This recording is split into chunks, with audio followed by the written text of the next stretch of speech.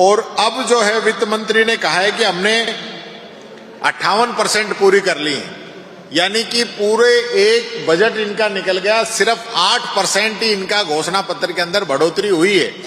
और खुद के बजट में इन्होंने मान लिया कि हमने 73% ही हमारा बजट पूरा हुआ है। तो 73% ये खुद ही मान रहे हैं, तो 100% ये कब पूरा करेंगे ये तो ये खुद ही बता सकते हैं। दूसरा, इन्होंने वादा किया था कि हम राजस्थान में इकोनॉमिक रिवाइवल टास्क फोर्स बनाएंगे। तो फोर्स तो इन्होंने गठन कर लिया अक्टूबर 2024 में ही, लेकिन क्या मुख्यमंत्री जी ने उस दिन से आज तक इसकी कोई बैठक ली या सिर्फ कागजों में बनाने के लिए इन्होंने ये टास्क फोर्स बनाई है? इन्होंने रिफाइनरी के लिए कहा कि हम 31 दिसंबर तक इसको पूरा करेंगे। मुख्यमंत्री जी ने दौरा भी किया। फिर इन्होंने कहा कि हम इसको अप्रैल 25 तक पूरा करेंगे। अब ये कह रहे हैं हम इसको अगस्त 25 तक पूरा करेंगे, इस बजट के अंदर कह रहे हैं। और इसका खर्चा भी जो है 40,000 करोड़ रुपए से बढ़कर 1 लाख करोड़ रुपए इसके अब जो बजट है वो पहुंच चुका है, जो कि राजस्थान के लोगों पर अनावश्यक जो है इसका भार देरी की वजह से पड़ रहा है। ये बात मैं कहना चाहूंगा, क्योंकि जो 1 लाख करोड़ का जो खर्चा है उसमें राजस्थान का हिस्सा है, वो भी इसमें भारी पड़ रहा है।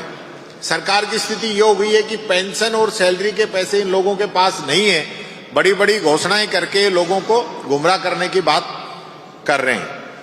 35 लाख करोड़ रुपए के एमओयू की बात कही गई थी राइजिंग राजस्थान के अंदर, उनका कोई जिक्र इस बजट के अंदर नहीं किया कि उनको धरातल पे लाने के लिए सरकार के द्वारा क्या बजट दिया जाएगा, किस प्रकार से उसके अंदर ये काम करेंगे।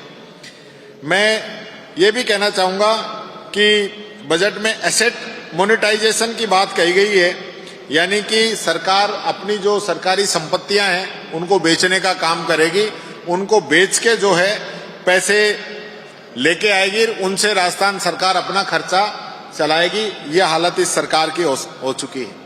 गरीबों के कल्याण की बात करने वाली सरकार, हमने जब हमारी सरकार थी उस समय मिनिमम इनकम एक्ट जो है गारंटी एक्ट हम लेके आए थे, जिसके तहत पेंशन के अंदर 15% की बढ़ोतरी हर साल होनी थी। इन लोगों के द्वारा उसके रूल्स नहीं बनाए गए, और जो पेंशन पिछली बार 1150 की, अब की बार वो पेंशन 1300 रुपए होनी चाहिए थी इस साल, लेकिन 1300 रुपए उसको न करके 1250 रुपए ही पेंशन की गई है, जो कि बुजुर्ग, छोटे किसान, दिव्यांगजन, विधवा बहनें, एकल नारी, उनके साथ बहुत बड़ा इन लोगों के द्वारा धोखा किया गया है। इन्होंने पिछली बार ये घोषणा की थी घोषणा पत्र के अंदर कि बीजेपी का शासन आते ही पहली साल के अंदर हम शिक्षा विभाग के सारे रिक्त पदों को भरेंगे। वो इनने आज तक उसको नहीं भरा गया है, ये इनकी सच्चाई है। इन्होंने पिछली बार कहा था कि हम 1 लाख भर्तियां करेंगे, अब ये खुद कह रहे हैं कि हमने 59,000 भर्तियां की हैं, वो भी हमारे समय की जो भर्तियां चल रही थी। तो इनकी 1 लाख भर्तियां कहां चली गई? और अब जो ये 1.25 लाख भर्तियां करने की बात कर रहे हैं, तो ये पुरानी करेंगे या नई करेंगे, ये इन्होंने इसमें कुछ नहीं बताया कि नई भर्तियां देंगे या पुरानी इनकी बकाया हैं उनको पूरा करने की बात करेंगे। ये मैं कहना चाहूंगा। इन्होंने 5 साल में 10 लाख से अधिक रोजगार निजी क्षेत्र के अंदर देने की बात करी थी पिछले बजट के अंदर, यानी कि 2 लाख रोजगार बनते हैं, लेकिन अब की बार बजट में उसको घटा के 1.5 लाख की घोषणा फिर वापस कर दी है कि निजी क्षेत्र में हम 1.5 लाख बच्चों को रोजगार देंगे। तो इनका पहला बजट और आज के बजट में इतना अंतर आ गया है, और इनका डाटा अगर ये निकालेंगे ऑन रिकॉर्ड तो ये आधे में भी नहीं पहुंच पाएंगे। ये बात मैं कहना चाहूंगा। इन्होंने नई रोजगार नीति के लिए 500 करोड़ के फंड की घोषणा की है। तो ये 23-24 में जो हमारा बजट था उसके बिंदु संख्या 8 पे हमारे द्वारा ये घोषणा की गई थी, उसी को उठा के कॉपी पेस्ट करके यहाँ इन लोगों के द्वारा डाल दिया गया है। नया इसके अंदर कुछ भी नहीं है। इसी प्रकार इन्होंने भरतपुर, बीकानेर, अजमेर इंजीनियरिंग कॉलेजों को राजस्थान इंस्टीट्यूट ऑफ टेक्नोलॉजी बनाना था, किंतु सिर्फ नाम बदला है, इसके अलावा इन्होंने एक पैसे का काम उनके अंदर नहीं किया है। विधानसभा चुनावों के अंदर प्रधानमंत्री जी ने कहा था, और इनका ट्वीट भी था बीजेपी का, कि हम राजस्थान के अंदर हमारी सरकार बनते ही हम हरियाणा के बराबर डीजल पेट्रोल करेंगे। वो इन लोगों ने नहीं किया। इनका ये ट्वीट था, इनकी घोषणा थी, घोषणा पत्र में भी था कि हमारी सरकार बनते ही पहले ही दिन हम किसान को 12,000 सम्मान निधि देंगे। उसको पहले इन्होंने 1,000 बढ़ाया, फिर 2,000 बढ़ाया, अब की बार 3,000 बढ़ाया, लेकिन आज भी वो किसान 12,000 के लिए तरस रहा है। जो घोषणा इन्होंने 12,000 देने की थी, आज मात्र 9,000 देने की इन लोगों ने घोषणा की है, जो किसान से धोखा है। गेहूं का समर्थन मूल्य भी 2700 रुपए करने की कही थी, उसमें भी आज इन्होंने मात्र 150 रुपए बढ़ाए हैं। 2700 रुपए का समर्थन मूल्य गेहूं का किसान को ये लोग नहीं दे रहे हैं। इसी प्रकार से इन्होंने बाजरे की खरीद के लिए घोषणा की थी, एमएसपी की बात की थी, लेकिन कोई काम इन लोगों ने इस दौरान नहीं किया और बजट के अंदर बड़ी बड़ी बातें करके चुप हो गए। इन्होंने 450 में सिलेंडर की भी जो घोषणा की थी, वो अभी किन्हीं लाभार्थियों के पैसा आ रहा है, किन्हीं के नहीं आ रहा है, ये स्थिति उस सिलेंडर के अंदर बनी हुई है। उसको भी अभी तक ये जस्टिफाई नहीं कर पाए हैं। आरसीडीएफ में दूध बेचने पर 5 रुपए लीटर जो है सरकार सब्सिडी दे रही है, वो भी 4 महीने से वो पैसा पशुपालकों को सब्सिडी का नहीं मिल रहा है। ये बात मैं कहना चाहूंगा। एसटी कोष की राशि इन्होंने 1750 करोड़ रुपए करने की कही है, और पिछले बजट में इन्होंने 1500 करोड़ रुपए जो राशि घोषित की थी, उसमें से 1 रुपया भी इन्होंने एसटी के लिए, आदिवासियों के लिए जो खर्च करना था वो नहीं खर्च किया। एक बहुत बड़े दुर्भाग्य की बात है कि एससी एसटी के लिए बड़े बड़े दावे, बड़ी बड़ी घोषणाएं ये सरकार करती है, लेकिन धरातल पे उसका कोई लेना देना इस सरकार के द्वारा नहीं है। इन्होंने पिछले बजट में 2173 करोड़ रुपए के 4 फ्लाईओवर जयपुर के अंदर, 3 एलिवेटेड, 3 आरओबी, 1 अंडरपास की घोषणा की थी, पर 160 करोड़ रुपए जारी किए हैं और 2 प्रोजेक्ट के टेंडर हुए हैं, बाकी सब पेंडिंग है। ये इनकी बजट घोषणाओं की स्थिति है। खाटू श्याम जी में भी इन्होंने 100 करोड़ की घोषणा की थी, वहां भी 1 पैसे का काम उसके बाद नहीं हुआ है। घोषणा यूं क्यों इनकी पेंडिंग है। इन्होंने पीएम मातृ वंदन योजना में जो राशि थी उसको 5,000 से बढ़ाकर 8,000 की बात की थी, लेकिन उसको भी इन लोगों के द्वारा 6500 ही किया गया है। इन्होंने प्रत्येक संभाग में Rajasthan institute of medical science खोलने की घोषणा की थी। वो घोषणा तो छोड़िए, आरयूएचएस में परमानेंट वीसी भी ये लोग नहीं लगा पाए हैं। ये इनकी स्थिति बनी हुई है। और उसमें भी अभी देखेंगे कि वीसी कहां से आ रहा है। राजस्थान की बजाय वीसी बाहर से ही लाया जा रहा है। ये एडवांस में आपको मैं बताना चाहूंगा। इन्होंने हर संभाग में राजस्थान इंस्टीट्यूट ऑफ टेक्नोलॉजी की घोषणा की थी, वो इन लोगों के द्वारा पूरी नहीं की गई। पिछले बजट में महाराणा प्रताप स्पोर्ट्स यूनिवर्सिटी खोलने की घोषणा की थी, उसका अभी तक कुछ नहीं किया। इन्होंने वादा किया था कि हम आंगनवाड़ी कार्यकर्ताओं को 13,000 रुपए, मिनी आंगनवाड़ी कार्यकर्ताओं को 7500 और सहायिकाओं को 6500 रुपए देंगे और आशाओं को 6,000 रुपए देंगे। ये वादा भी अभी तक पूरा नहीं हुआ है। कुछ राशि देके इन्होंने इतिश्री कर ली है। इन्होंने कहा था कि जिन किसानों की जमीन नीलाम हुई है उनको सरकार के द्वारा मुआवजा दिया जाएगा। आज तक पूरे 1 वर्ष के दौरान एक भी किसान को इस सरकार के द्वारा मुआवजा नहीं दिया गया। पिछले बजट में इन्होंने कहा था कि 25 लाख घरों को पीने का पानी पहुंचाएंगे, लेकिन हकीकत यह है कि राज्यपाल के अभिभाषण में इन लोगों ने कहा कि 8.5 लाख घरों में हम पीने का पानी पहुंचा रहे हैं, यानी कि तीसरे हिस्से में ही आप अपनी बजट घोषणा तक पहुंच पाए हैं। इसी प्रकार से इन्होंने पूरे 8 महीनों से बेरोजगारी भत्ता जो है युवाओं को ये लोग नहीं दे पा रहे हैं। ये बात मैं कहना चाहूंगा। ठेकेदारों को पेमेंट नहीं हो रही है, ठेकेदार हल्ला कर रहे हैं, कई बार धरना प्रदर्शन कर चुके हैं पीडब्ल्यूडी के अंदर, उनकी स्थिति खराब है। वो बजट के अंदर कहीं कोई जिक्र नहीं है कि समयबद्ध हम लोगों का पैसा पहुंचाएंगे। इसी प्रकार से हेल्थ केयर के लिए पिछले बजट में 40,000 करोड़ की बात की थी, लेकिन आईपीडी टावर के 100 करोड़ रुपए भी ये लोग नहीं दे पाए हैं अभी तक। ये बात मैं बताना चाहूंगा। मंगला पशु बीमा में अब की बार कहे कि हम किसानों की संख्या दुगनी करेंगे। पहले जो बीमा करा रहे थे उनको लॉटरी के माध्यम से बीमा दे रहे थे, अब राशि दुगनी की है। तो ये किसानों के साथ दोहरा व्यवहार है इन लोगों का। हर किसान को अपने पशु का बीमा कराने की छूट रहनी चाहिए, तो सबका बीमा जो है सरकार को कराना चाहिए। गौशालाओं का अनुदान भी 15% बढ़ाया है, लेकिन वो 9 महीने की बजाय 12 महीने करने की जरूरत है। अनुदान जो है आज के समय में सिर्फ 9 महीने दिया जा रहा है, तो बाकी 3 महीने गौशाला बड़े क्राइसिस के अंदर रहती है, तो उसके लिए कुछ भी नहीं किया गया।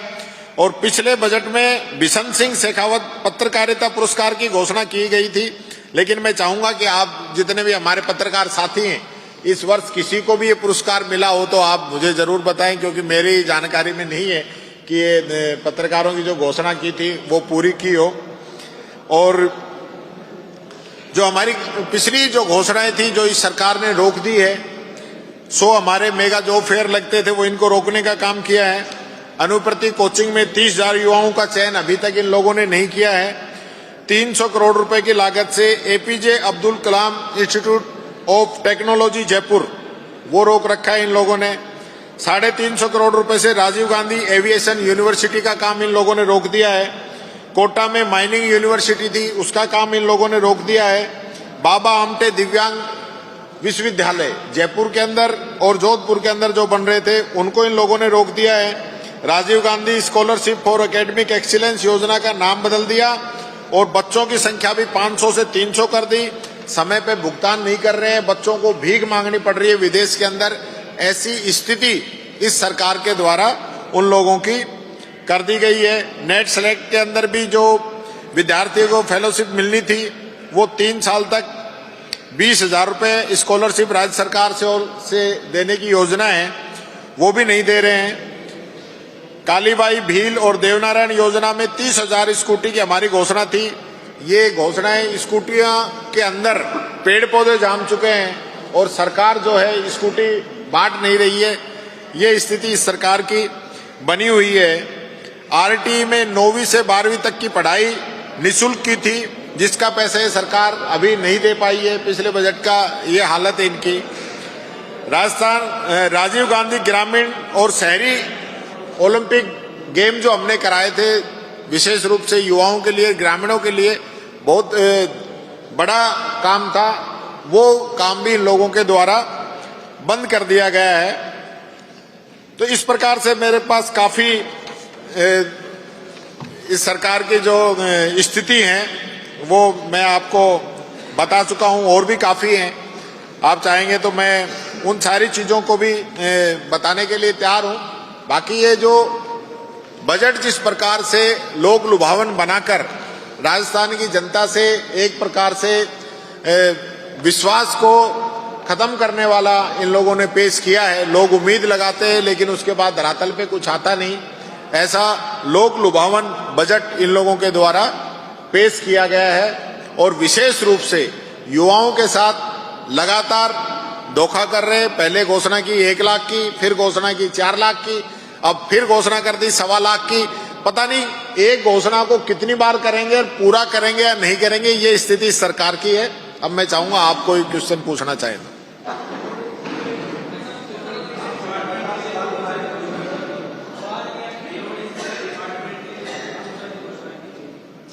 देखिए, किरोड़ी जी इस सरकार के लिए एक प्रकार से वो गले की फांस बन चुके हैं। आज अच्छा होता कि कृषि बजट जो है जब पढ़ा जा रहा था तो कृषि मंत्री यहां पे मौजूद होते। कृषि मंत्री लगातार जो है अपना इस्तीफा दिया हुए हैं। सबसे पहली बात तो ये, क्या मुख्यमंत्री में इतनी हिम्मत नहीं है कि वो कृषि मंत्री का इस्तीफा एक्सेप्ट कर सके? जो कृषि मंत्री मुख्यमंत्री को ये अपना इस्तीफा दे चुका है, जो सरकार पे आरोप लगा रहा है कि मेरे फोन टेप हो रहे हैं, अभी कल सरकार जवाब देगी कि टेप हो रहे हैं कि नहीं हो रही है तो सरकार बताएगी, लेकिन जब आपका मंत्री इस प्रकार की बात कर रहा है तो सरकार में ताकत ही नहीं है क्या? सबसे पहली बात। बाकी घोषणाएं जो हैं वो धरातल पे आएंगी तब पता चलेगा। घोषणाएं पिछले 1 वर्ष से आप एग्रीकल्चर का बजट आप देखेंगे तो उस बजट को घटा दिया गया है, ये मैं आपसे कहना चाहूंगा। देखिए, ग्रीन बजट जो मैं समझ पाया हूं, जो डिपार्टमेंट के अंदर ऑलरेडी जो काम चल रहा था, जैसे वृक्षारोपण का काम है, आपने पिछली बार 7 करोड़ लगाए, कोई ऑडिट नहीं हुआ, आपने तो कह दिया हमने 7 करोड़ लगाए, अब की बार उसी प्रकार से आप 10 करोड़ लगा देंगे, लेकिन धरातल पे कोई लेना देना नहीं है, उसको कह दिया ये हमारा ग्रीन बजट है। तो ये तो कोई नया तो कुछ लेके आए नहीं। हर विभाग के अंदर, चाहे वो यूडीएच के अंदर हो, चाहे पंचायत राज के अंदर हो, जो बजट था उसी के अंदर कुछ पैसा जो हर बार खर्च होता है उसको ग्रीन बजट के नाम से कह रहे हैं। तो अलग से तो कुछ है नहीं ग्रीन बजट।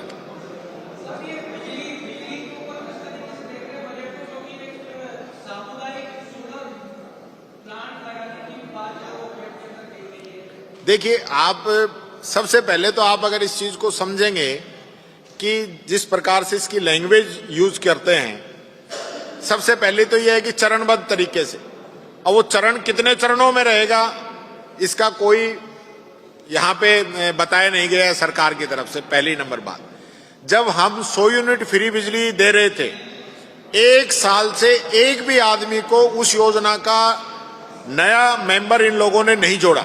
पुराने लोग जो हैं वो ही लाभार्थी हैं, नए किसी व्यक्ति को 1 पैसे का लाभ नहीं मिला है। और हकीकत यह है कि गांवों के अंदर बिजली नहीं मिल रही है, किसानों को बिजली नहीं मिल रही है। रात को 9 बजते ही सिंगल फेस की बिजली काट दी जाती है, और ऐसी ठंड जो पड़ी है उस समय किसानों को मात्र 3-3 घंटे बिजली रात को दी गई। ये तो इनकी हालत है। अब कह रहे हैं हम 100 यूनिट से बढ़ा के 150 यूनिट करेंगे। किनका करेंगे? जो चरणबद्ध रूप से निःशुल्क सोलर पैनल जहां पे लगेंगे उसके आधार पे।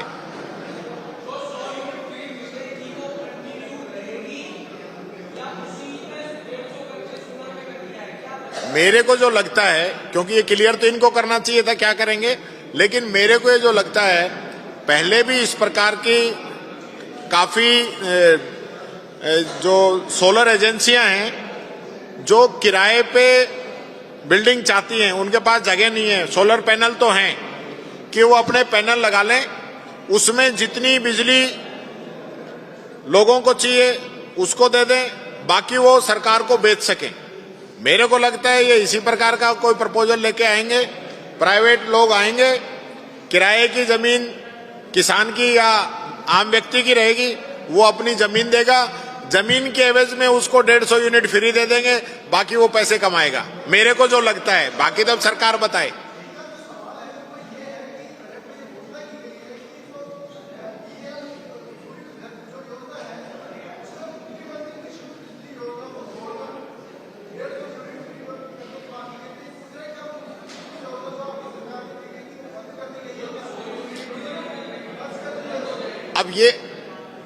अभी तो ये सरकार ही बता पाएगी, पर ये जिस प्रकार से चरणबद्ध रूप से कह रहे हैं, मैंने जो बात सोच के बताई है ना, 99% वो ही मिलेगी। प्राइवेट एजेंसी आएंगी, वो आम पब्लिक की जमीन पे अपना प्लांट लगाएंगी, उसको 150 यूनिट फ्री देंगी, बाकी सरकार को बेचेंगी, और मुख्यमंत्री जी की घोषणा पूरी होगी।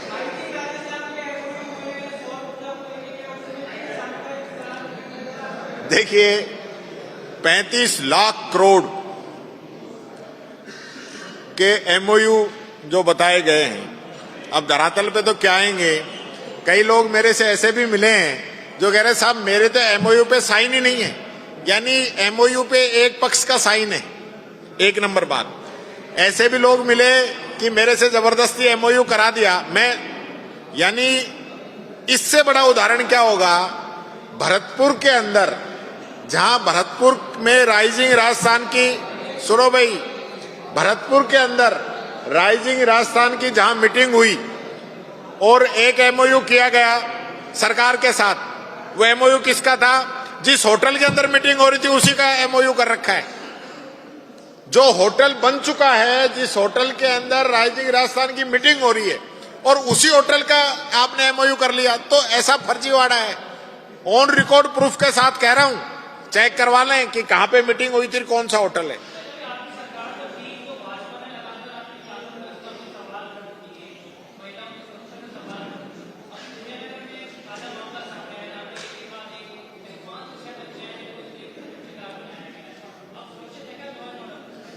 हालत खराब है, कोई सुनने वाला नहीं है। ये हालत हो रही है राजस्थान के अंदर। राजस्थान के अंदर बेटियां तो सुरक्षित है ही नहीं। नहीं सहेगा राजस्थान का जो नारा देते थे ना, आज गायब है, धरातल पे नजर नहीं आएंगे। लगातार चाहे कोई भी आप आंकड़े उठा के देखेंगे, बच्चियों के रेप के, महिलाओं पर अत्याचार के लगातार बढ़ते जा रहे हैं और सरकार जवाब नहीं देना चाहती। पिछली बार इन लोगों ने कानून व्यवस्था पर चर्चा नहीं कराई, अब की बार हमने स्पेशल कहा है। पिछली बार भी कहा था तो कहा बाद में कराएंगे, बाद में कराएंगे, बाद में कराएंगे, लास्ट में भाग गए, कराई ही नहीं।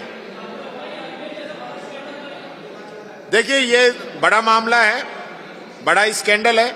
इस पे जो है सरकार को कड़ी कार्रवाई करनी चाहिए, इसकी तह तक जाना चाहिए और भविष्य में इस प्रकार की घटनाएं नहीं हो, इससे सबक लेते हुए उस पर भी काम सरकार को करना चाहिए।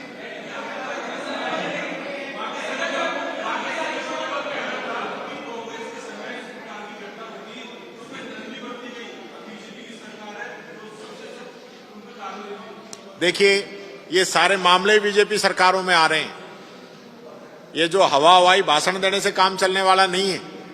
बीजेपी की सरकार जब से आई है तब से ऐसे मामले आने लगे हैं और ये लोग हठधर्मिता करते हैं, इन पे कार्रवाई नहीं करते हैं, तभी ये मामले ज्यादा बढ़ रहे हैं।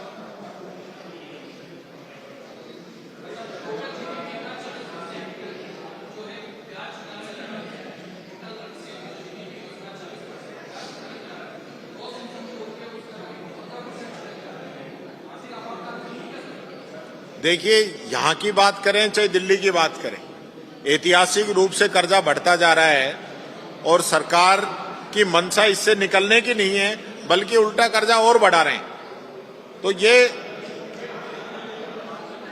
जीडीपी का लगातार गिरना और राजकोषीय घाटे का बढ़ना इस दिशा में खतरनाक मोड़ ले रहा है। इस पे जरूर चिंतन करने की जरूरत है सरकार को।